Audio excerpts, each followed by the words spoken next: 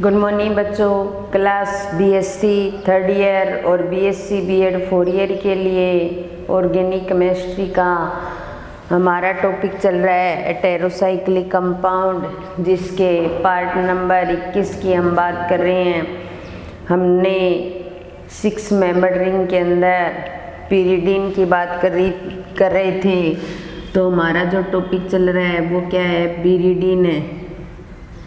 एक 6 member ring बोला जाता है और पीरिडीन की आज स्ट्रक्चर एंड एरोमेटिसिटी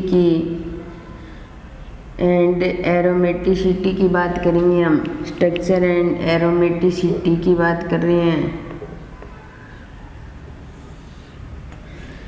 संरचना व एरोमेटिकता। पीरिडीन के अंदर पीरिडीन की स्ट्रक्चर किस प्रकार की होती है और वो एरोमेटिक कंपाउंड है या नहीं है। तो देखिए, अक्कल का नियम क्या कहता है? 4n+2 पाई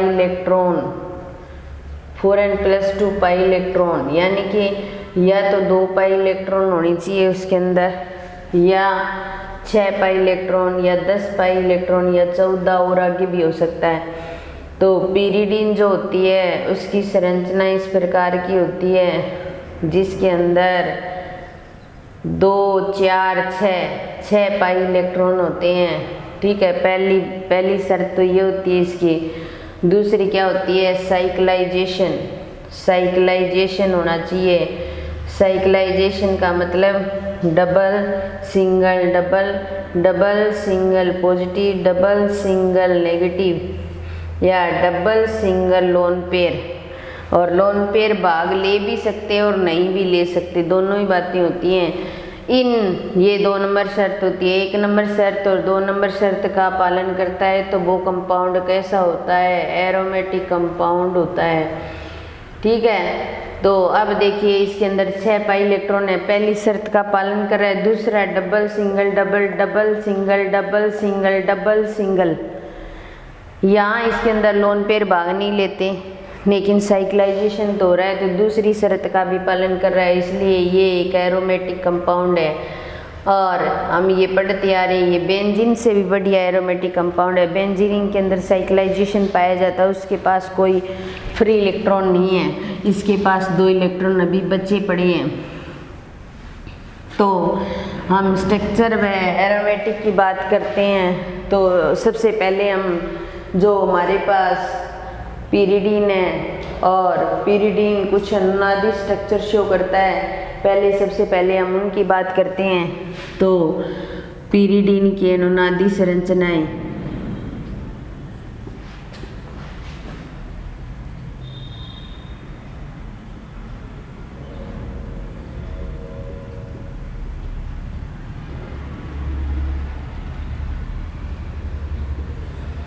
पीरिडीन के अनुनादी संरचनाएं, जैसे देखिए ये पीरिडीन और N, और ये N, ये इलेक्ट्रॉन यहाँ, और ये इलेक्ट्रॉन यहाँ। ये बॉन्ड बन रहे हैं और सबसे पहले ये इलेक्ट्रॉन यहाँ दे देता है ये। तो देखिए अब ये नाइट्रोजन के पास 2 ही बॉन्ड बच गए और यहाँ पॉजिटिव चार्ज आ गया। ठीक है, और ये बॉन्डिंग और इस पे क्या जाएगा? Negative charge. क्या जाएगा भाई? Negative charge. फिर उसके बाद में अगली स्ट्रक्चर के अंदर ये इलेक्ट्रॉन यहाँ चला जाएगा, तो यहाँ ऊपर पॉजिटिव चार्ज आ जाएगा और N यहाँ नेगेटिव। ये इलेक्ट्रॉन यहाँ गया तो यहाँ बॉन्ड बन गया, यहाँ बॉन्ड बन गया। फिर उसके बाद में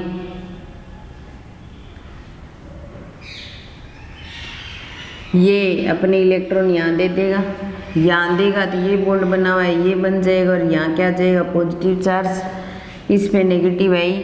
और ये कुछ अनुनादी संरचनाएं जो क्या करता है? पीरिडीन शो करता है 3 और 4। लास्ट में ये इलेक्ट्रॉन यहाँ दे देगा तो वापिस जैसे पहले थी संरचना वैसी ही प्राप्त हो जाएगी। ठीक है, तो ये पीरिडिन क्या करता है, 5 टाइप की अनुनादी संरचनाएं शो करता है। इसके अलावा प्रत्येक परमाणु की बात करते हैं पीरिडिन के अंदर, प्रत्येक परमाणु यानी कि कार्बन हो या नाइट्रोजन हो, इनका संकरण क्या होता है, sp2 होता है। तो इनके पास एक s3 भाग ले रहे हैं तो 3 sp2 संकरित कक्षक होते हैं, 3 sp2 संकरित कक्षक बनते हैं। और ये 3 sp2 संकरित कक्षक एक दूसरे के साथ अतिव्यापन करके क्या करते हैं, सिग्मा बॉन्ड बनाते हैं। क्या बनाते हैं भाई, सिग्मा बॉन्ड बनाते हैं। और इसके अलावा एक असंकरित कक्षक भी होता है सबके पास। इसके अलावा एक असंकरित कक्षक भी बचता है, और वो असंकरित कक्षक कौन सा होता है, pz कक्षक। pz कक्षक बचता है असंकरित कक्षक। वो आपस में क्या करते हैं, पार्श्व अतिव्यापन करते हैं या समपार्श्वीय अतिव्यापन करते हैं। उससे क्या करते हैं, ये समपार्श्वीय अतिव्यापन करते हैं, और समपार्श्वीय अतिव्यापन करके क्या करते हैं भाई, पाई बॉन्ड बनाते हैं। तो इनके पास एक असंकरित pz कक्षक होता है, वो समपार्श्वीय अतिव्यापन करता है और अतिव्यापन करके पाई बॉन्ड का निर्माण करता है। तो ये अनुनादी संरचना की बात हो गई। अब हम एरोमेटिकता की बात भी कर ली कि एरोमेटिक कंपाउंड होता है। अब हम इनकी संरचना बनाएंगे, MOT structure of pyridine. MOT structure of pyridine.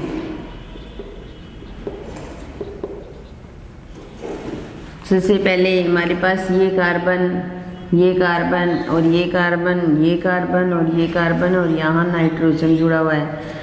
और इसका एक कक्षक इस तरीके से, इसका एक कक्षक थोड़ा सा बड़ा बनाते हैं। ये कार्बन, ये कार्बन, फिर ये कार्बन, और फिर ये और ये नाइट्रोजन। इसका ये कक्षक और ये कक्षक इस तरीके से अतिव्यापन करते हैं। इसका ये कक्षक और ये कक्षक, ये संकरित sp2 कक्षक है।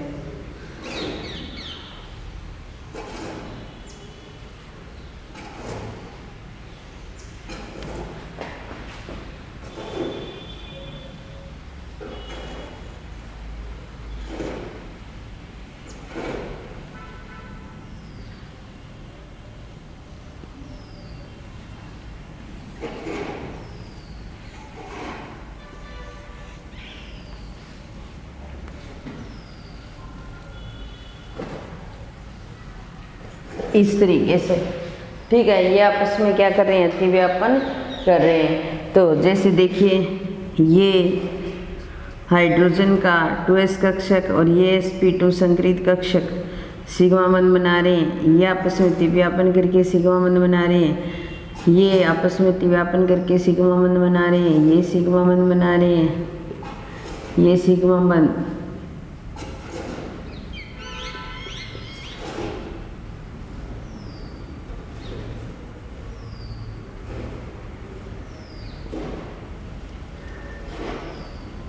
ये सिग्मा बंध। और जो नाइट्रोजन होता है उसके पास में यहाँ पर लोन पेयर प्रेजेंट होते हैं।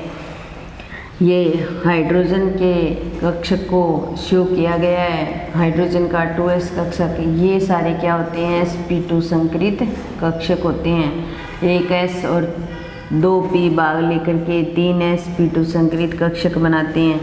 प्रत्येक कार्बन के पास 3 sp2 संकरित कक्षक प्रेजेंट हैं, और ये तीनों sp2 संकरित कक्षक क्या करते हैं, सिग्मा बंध का निर्माण करते हैं। इसके अलावा बेंजीनिन की तरह जो हमारे पास पीरिडिन है वो क्या करता है, एक इलेक्ट्रॉन नंबर बनाता है, यानी कि इसका pz कक्षक जो होते हैं वो आपस में अतिव्यापन करते हैं।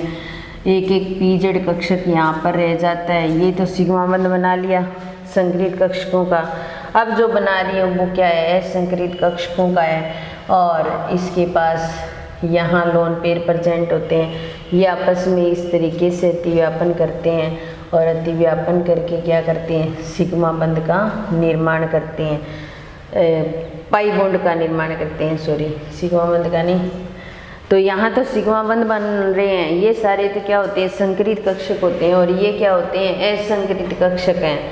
यहाँ पर क्या होते हैं, संकरित कक्षक भाग लेते हैं।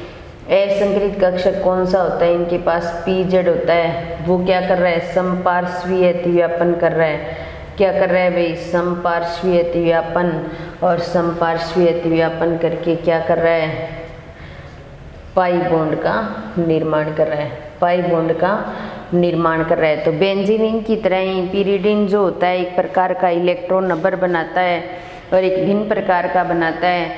इसके अलावा कार्बन परमाणु का इलेक्ट्रॉन घनत्व का जो मान होता है वो इकाई होता है, जबकि नाइट्रोजन परमाणु के जो इलेक्ट्रॉन घनत्व का मान होता है वो अधिक होता है। और इनका जो पिरिडीन जो है, हमारे पास पिरिडीन जो है, पिरिडीन का जो द्विध्रुव आघूर्ण है, द्विध्रुव आघूर्ण का मान जो होता है वो 2.3 डी/y होता है। कितना होता है, 2.3 डी/y होता है।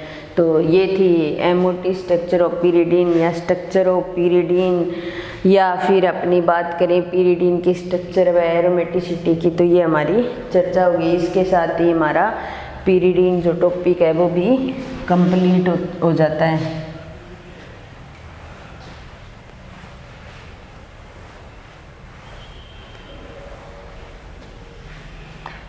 फाइव मेंबर रिंग के अंदर हमने 3 सदस्य पढ़े, पिरोल, फ्यूरेन, थायोफिन, और 6 मेंबर रिंग के अंदर पिरिडीन आता है। अब हम नया टॉपिक शुरू करने जा रहे हैं और उस टॉपिक का नाम है 5 सदस्यों वाली वलय का संयुक्त विषम चक्रीय यौगिक, विषम चक्रीय यौगिक।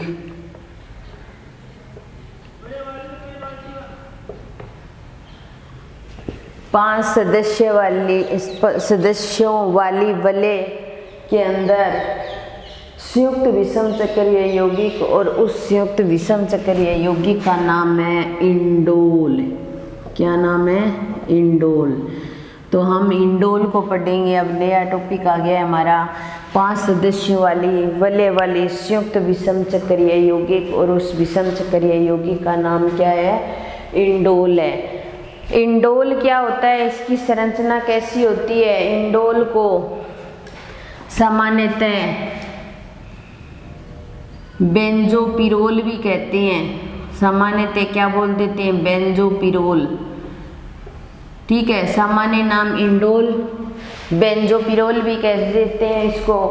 और इसके मुख्य रूप से 3 नाम हैं, इंडोल या फिर बेंजोपिरोल, बेंजोपिरोल। ठीक है, और तीसरा नाम है इसका बेंजेजोल। क्या है, बेंजेजोल।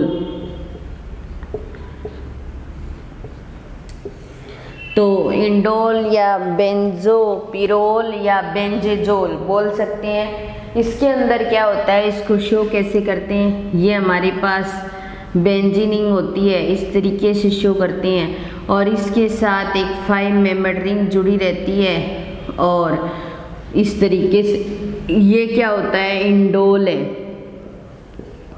अब हमें इसके बनाने की विधियां और इसकी केमिकल रिएक्शन पढ़नी है। तो ये सदस्य इंडोल है, इसको बेंजोपिरोल। मान लो ये बेंजीनिंग ना और यहाँ डबल बॉन्ड लगा दे तो पिरोल बनता है, और पिरोल के साथ बेंजीनिंग जुड़ी हुई है, इसलिए इसका नाम बेंजोपिरोल कर दिया। बेंजेजोल भी कह सकते हैं।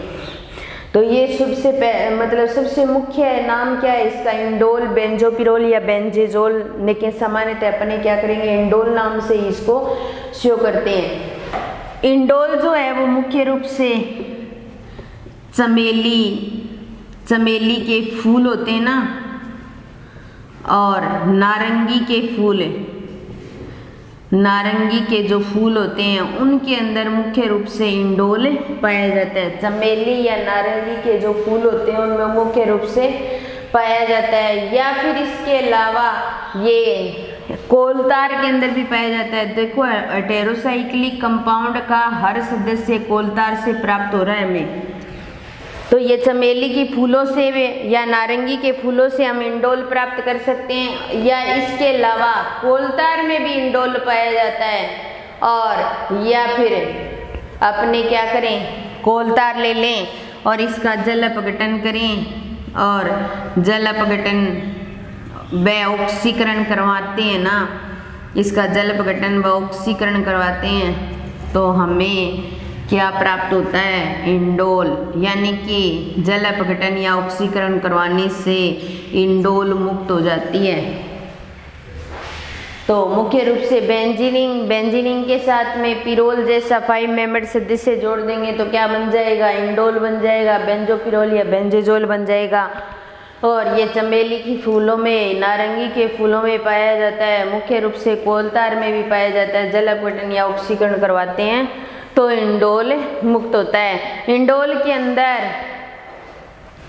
एक मूल पदार्थ पाया जाता है, इंडोल के अंदर एक मूल पदार्थ पाया जाता है और उस पदार्थ का नाम है इंडिगोटिन। इंडिगोटिन पदार्थ पाया जाता है, इसके नाम से इंडोल से इंडिगोटिन। तो इंडोल एक 5 सदस्य वाली विलय युक्त विषम चक्रीय संयुक्त, विषम चक्रीय यौगिक इंडोल, बेंजोपिरोल, बेंजेजोल, इसको इस प्रकार शो करते हैं। चमेली के फूल या नारंगी फूल से प्राप्त कर सकते हैं। कोलतार का जल अपघटन ऑक्सीकरण करवाकर इंडोल मुक्त करते हैं। इंडोल में एक मुख्य पदार्थ पाया जाता है जिसको बोला जाता है इंडिगोटिन। क्या बोला जाता है, इंडिगोटिन। अब इसके बनाने की विधियां और रासायनिक अभिक्रियाएं जो भी हैं हम नेक्स्ट क्लास में करेंगे। आज की क्लास यहीं समाप्त करते हैं। धन्यवाद।